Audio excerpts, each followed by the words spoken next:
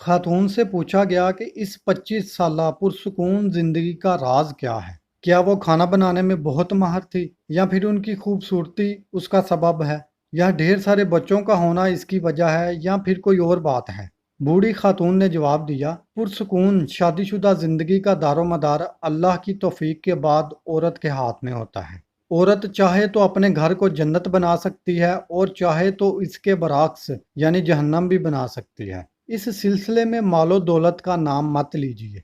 बहुत सारी मालदार औरतें जिनकी जिंदगी अजीरन बनी हुई है, शोहर उनसे भागा भागा रहता है। खुशहाल शादीशुदा जिंदगी का सबब औलाद भी नहीं। बहुत सारी औरतें हैं जिनके 6-6 7-7 बच्चे हैं, फिर भी वो शोहर की मोहब्बत से महरूम हैं, बल्कि तलाक तक की नौबत आ जाती। बहुत सारी खवातीन आला से आला तरीन खाना पकाने में माहिर होती, दिन भर नए से नया खाना बनाती रहती हैं, लेकिन फिर भी इन्हें हर रोज शोहर की बदसलूकी की शिकायत रहती। इंटरव्यू लेने वाली खातून सहाफ़ी को बहुत हैरत हुई। उसने पूछा, फिर आखिर आपकी इस खुशहाल जिंदगी का राज क्या है? बूढ़ी खातून ने जवाब दिया, जब मेरा शोहर इंतहाई गुस्से में होता है तो मैं खामोशी का सहारा लेती हूँ, लेकिन इस खामोशी में भी एहतराम शामिल होता है।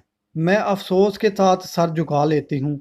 ऐसे मौके पर बाज़ ख़वातीन खामोश तो हो जाती, लेकिन उसमें तमस्खुर का अंसर शामिल होता है। इससे बचना चाहिए। समझदार आदमी इसे फ़ौरन भांप लेता है। नामा निगार खातून ने पूछा, ऐसे मौके पर आप कमरे से निकल क्यों नहीं जाती? बूढ़ी खातून ने जवाब दिया, नहीं, ऐसा करने से शोहर को ये लगेगा कि आप उससे जान छुड़ा रही हैं। उसकी कोई बात सुनना ही नहीं चाहती। ऐसे मौके पर खामोश रहना चाहिए, और जब तक वो पुरसुकून ना हो जाए उसकी किसी बात की मुखालफत नहीं करनी चाहिए। जब शोहर किसी हद तक पुरसुकून हो जाता है तो फिर मैं कहती हूँ, पूरी हो गई आपकी बात। फिर मैं कमरे से चली जाती हूँ, क्योंकि मेरा शोहर बोल बोल कर थक चुका होता है, और चीखने चिल्लाने के बाद अब उसे थोड़े आराम की ज़रूरत होती। मैं कमरे से निकल जाती हूँ और अपने मामूल के कामों में मसरूफ़ हो जाती हूँ बस। खातून से हाफी ने पूछा, इसके बाद आप क्या करती हैं? क्या आप बोलचाल बंद करने का असलूब अपनाती हैं? एक आध हफ्ता बातचीत नहीं करती?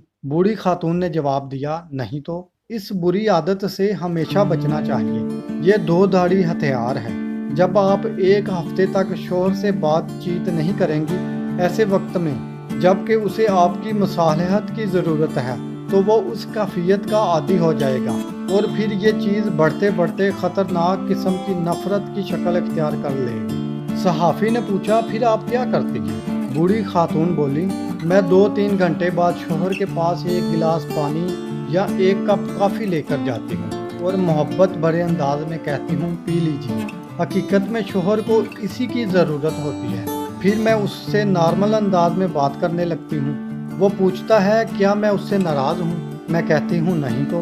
उसके बाद वो अपनी सख्त कलामी पर माजरत जाहिर करता है और खूबसूरत किस्म की बातें करने लगता है। इंटरव्यू लेने वाली खातून ने पूछा, और आप उसकी ये बातें मान लेती हैं? बूढ़ी खातून बोली, बिल्कुल, मैं कोई अनाड़ी थोड़ी हूँ। मुझे अपने आप पर पूरा भरोसा है। क्या आप चाहती हैं कि मेरा शोहर जब गुस्से में हो तो मैं उसकी हर बात का यकीन कर लूँ, और जब वो पुरसुकून हो तो उसकी कोई बात भी ना मानूं? खातून सहाफ़ी ने पूछा, और आपकी इज्जत नफ्स, सेल्फ रिस्पेक्ट? बूढ़ी खातून बोली, पहली बात तो ये कि मेरी इज्जत नफ्स उसी वक्त है जब मेरा शोहर मुझसे राज़ी हो और हमारी शादीशुदा ज़िंदगी पुरसुकून हो।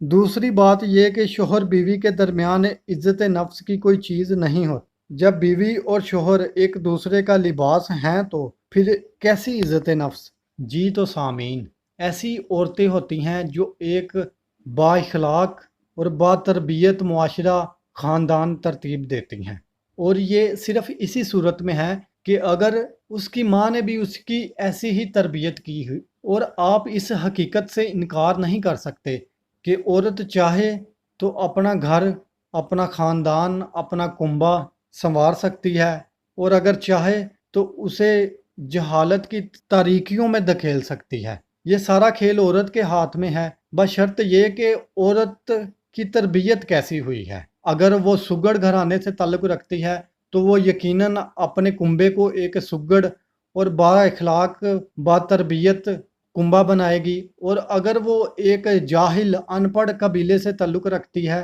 तो ये ज़ाहिर सी बात है कि वो अपनी आने वाली नस्ल को اندھیروں کی تاریکیوں میں دھکیل دے گی جو صرف جاہل ہی پیدا ہوں گے۔ ہماری اس کہانی کو دوسرے اپنے دوستوں احباب کے ساتھ شیئر کریے گا، اور اس کہانی میں جو ایک عکاسی کی گئی ہے، جو اس کہانی کا اصل مقصد ہے، اگر آپ کے ذریعے کسی تک وہ پہنچ جائے تو ہو سکتا ہے کسی کا گھر اجڑنے سے بچ جائے۔ ہمارے چینل کو سبسکرائب کریے گا۔ حاضر خدمت ہوں گے ایک نئی ویڈیو کے ساتھ۔ اپنی دعاؤں میں یاد رکھیے گا۔